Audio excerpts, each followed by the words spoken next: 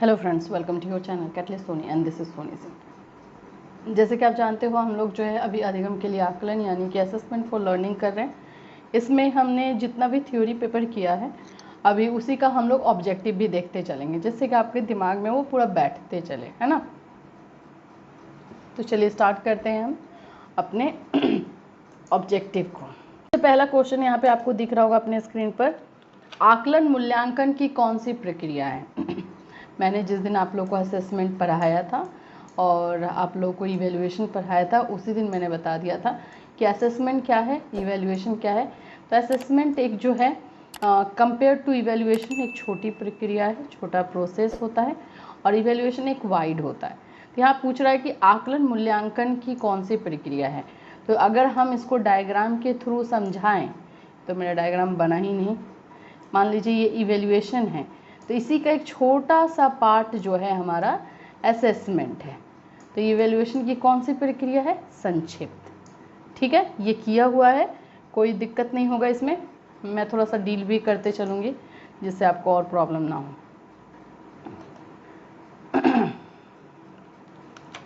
Second question है, आकलन के प्रकार हैं। आकलन के प्रकार, टाइप्स ऑफ असेसमेंट हमने किया था, कौन कौन से हैं। फॉर्मेटिव आकलन, जिसको हम FAS बोलते हैं। ये देखिए, फॉर्मेटिव जो है आपका इवैल्यूएशन में भी आता है और असेसमेंट भी होता है। योगात्मक यानी कि समेटिव, उभयनिष्ठ आपका जो है, जिसको इंटरिम हम लोगों ने किया था। तो ये तीन, तो ये आप पूछ रहा है कि ये आकलन के प्रकार हैं, इसमें से कौन से हैं। तो ये तो तीनों हैं, तो इसका आंसर हम कौन कर देंगे, डी नंबर। किया हुआ है ना ये भी क्वेश्चन। चलिए थर्ड नंबर क्वेश्चन देखते हैं हम। थर्ड नंबर, एक सेकेंड। हाँ, आकलन का क्षेत्र है, यानी आकलन का स्कोप जो है कितना। जैसे हम समझ गए कि ये इवैल्यूएशन का एक छोटा सा प्रोसेस है, तो इसका क्षेत्र कहाँ तक, स्कोप जो है कहाँ तक फैला हुआ है। तो पहला है शैक्षिक उपलब्धियों का पता लगाने में, मतलब कि बच्चा जो है, जो जिसका हम असेसमेंट कर रहे हैं, वो कितना अचीव किया है, उसको कितना समझ में आया है, उसका लर्निंग कैसा हुआ है, उसको पता लगाने में। हाँ, तो ये काम में तो हम आकलन को यूज़ करते ही हैं। कोई भी टॉपिक पढ़ाएं या कोई भी कुछ भी समझाएं, उसके बाद असेसमेंट करते हैं कि उसको समझ में आया या नहीं।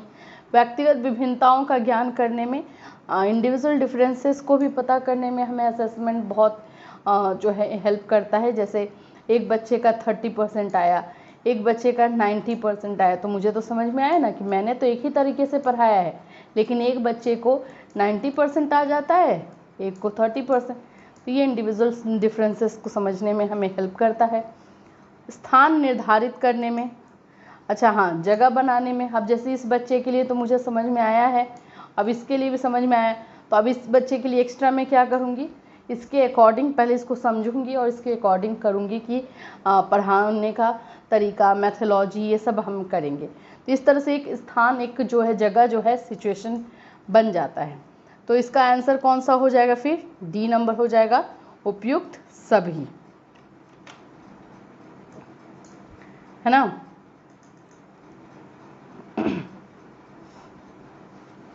चार नंबर आपका है, आकलन की विशेषता है। पहला है शिक्षक का मूल्यांकन, टीचर का जो है इवैल्यूएशन हो जाता है इससे। फिर है शैक्षिक सुधार में सहायक, मतलब कि जो भी हम पढ़ा रहे हैं उसमें हेल्पफुल होता है उसको ठीक करने में। फिर है अधिगम आवश्यकताओं के जांच में सहायक, जो भी हमें लर्निंग के लिए जो जो चीज़ें की ज़रूरत है उसके बारे में पता चल जाता है। अगर हमारा टीचिंग सही नहीं हो रहा है, इसका मतलब है कि अगर हमारा लर्निंग सही नहीं हुआ, तो हम समझ गए कि हमारे टीचिंग में कहीं ना कहीं कमी थी। अब क्या क्या कमी थी, क्या क्या चीज़ें जो है हम नहीं दे पाए, तो उसको जानने में सहायक है। और शैक्षिक सुधार ऑफ कोर्स एजुकेशनल जो है हेल्प करता है जब हमारा असेसमेंट हो जाता है उसके बाद। तो ये डी नंबर होगा, उपयुक्त सभी।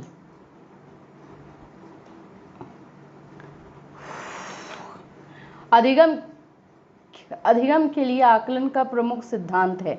अधिगम के लिए यानी कि लर्निंग के लिए आकलन का यानी असेसमेंट का क्या सिद्धांत है, प्रिंसिपल। प्रभावी पृष्ठपोषण, आप लोग सोचोगे ये क्या है भाई, जिसको हम बोलते हैं फीडबैक। फीडबैक इम्पैक्टफुल जो है, फीडबैक से हमें जो है लर्निंग में हेल्प मिलता है ना। शिक्षण समायोजन यानी कि टीचिंग में जो है एडजस्टमेंट, और फिर छात्र सहभागिता मतलब कि स्टूडेंट पार्टिसिपेशन। तो ये किस सिद्धांत पे काम करता है, ये तीनों सिद्धांत। फीडबैक भी हम लेते हैं, हम असेसमेंट करते हैं तो फीडबैक लेते हैं, पेरेंट्स से लेते हैं, अपने और टीचर से पूछते हैं। जैसे मैं अगर मैथ्स पढ़ा रही हूँ तो मैं इंग्लिश वाले टीचर से भी पूछूंगी, सर आपके क्लास में ये बच्चा कैसा है, आपने असेसमेंट किया तो कितना आया, कैसे आया। तो ये फीडबैक जो है हम जनरली एक दूसरे से लेते रहते हैं, फिर पेरेंट्स से लेते हैं। तो इस तरह से फिर स्टूडेंट अब पार्टिसिपेट कितना करता है नहीं करता है वो तो ये भी हमें करवाना पड़ता है।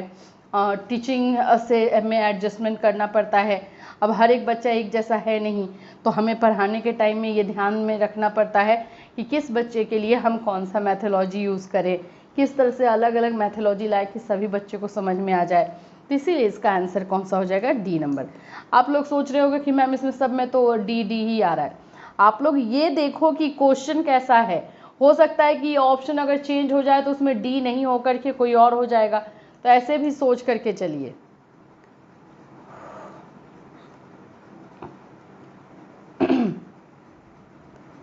हाँ, फिर आपका है 6 नंबर, पूछ रहा है कि आकलन का पैमाना है, मतलब असेसमेंट को मापने का तरीका क्या है।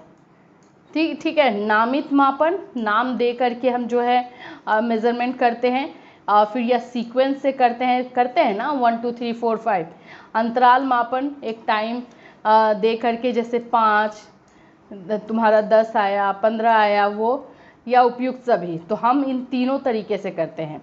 बच्चे को कोई नाम देते, जैसे गुड, जिनका अगर 10 आया तो भाई तुम्हारा गुड है, किस में से 20 में से, तो अच्छा किया है। अगर जिनका जो है 15 आया वेरी गुड, और जिनका 20 आया एक्सलेंट, देते हैं नाम। इस तरह से सीक्वेंस भी देते हैं, 1 2 3 करके करते हैं।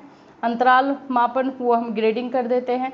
तो इस तरह से ये सब हम तीनों जो है पैमाना यूज़ करते हैं। तो इसका आंसर हो जाएगा डी नंबर।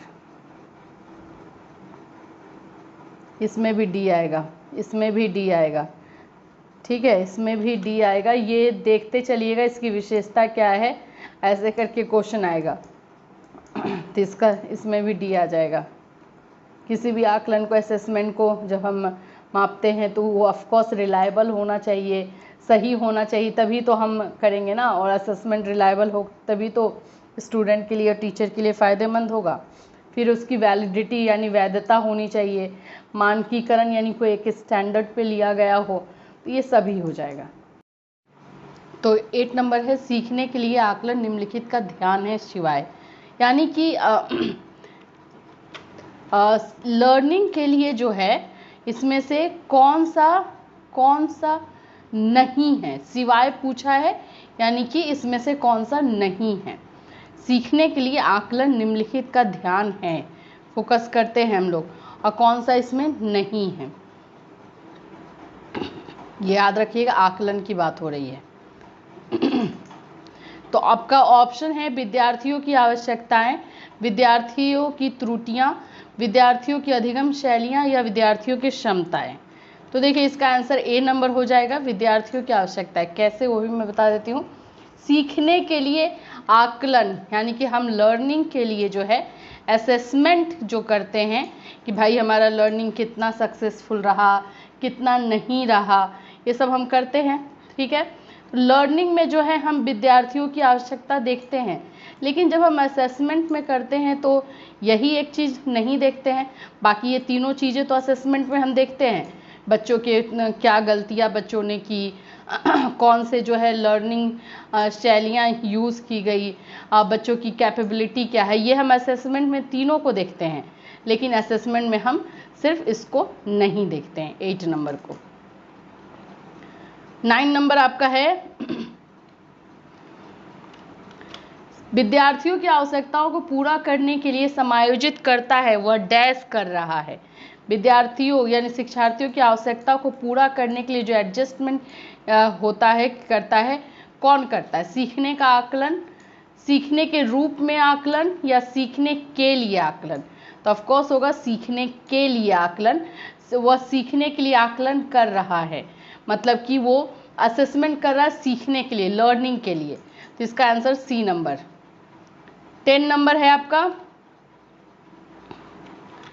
अधिगम में आकलन किस लिए आवश्यक होता है? अधिगम में यानी कि लर्निंग में जो है असेसमेंट किस लिए आवश्यक होता है?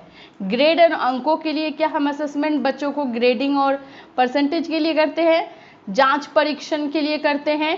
प्रेरणा के लिए करते हैं? या पृथक्करण और श्रेणीकरण के उद्देश्य को प्रोत्साहन करने के लिए करते हैं? मैं बता दूं इस क्वेश्चन का आंसर तो है अकॉर्डिंग टू ऑप्शन बनेगा। इसमें जो ऑप्शन दिया गया है उसके अकॉर्डिंग अगर मैं बोलूं तो आपका जो है बन रहा है सी नंबर, मोटिवेट करने के लिए।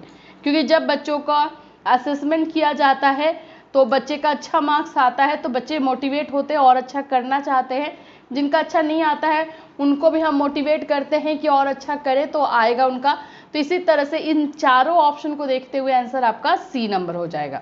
सो फ्रेंड्स, इस तरह के जो है आपको आंसर, चाहे वो बीएड सेकेंड ईयर हो, बीएड फर्स्ट ईयर हो, इसका जो है आप लोगों को मिल जाएगा ऑब्जेक्टिव क्वेश्चंस एमसीक्यू बेस्ड, जो कि आगरा में पूछना जाने वाला है। और ये मैंने आज आपको असेसमेंट फॉर लर्निंग के लिए 10 क्वेश्चन बताया। ऐसा सेट जो है वो आप लोग के लिए रेडी हो चुका है, तो आप चाहें तो ले सकते हैं, और या फिर आप इसी तरह के क्वेश्चन को प्रैक्टिस कीजिए जो एग्ज़ाम में आ सकते हैं। तो इससे रिलेटेड कोई भी क्वेरी या क्वेश्चन है तो आप इस वीडियो में हमें कमेंट कर सकते हैं या इंस्टाग्राम पे फॉलो करके मैसेज कर सकते हैं। फिर मिलूंगी, till then have a nice day.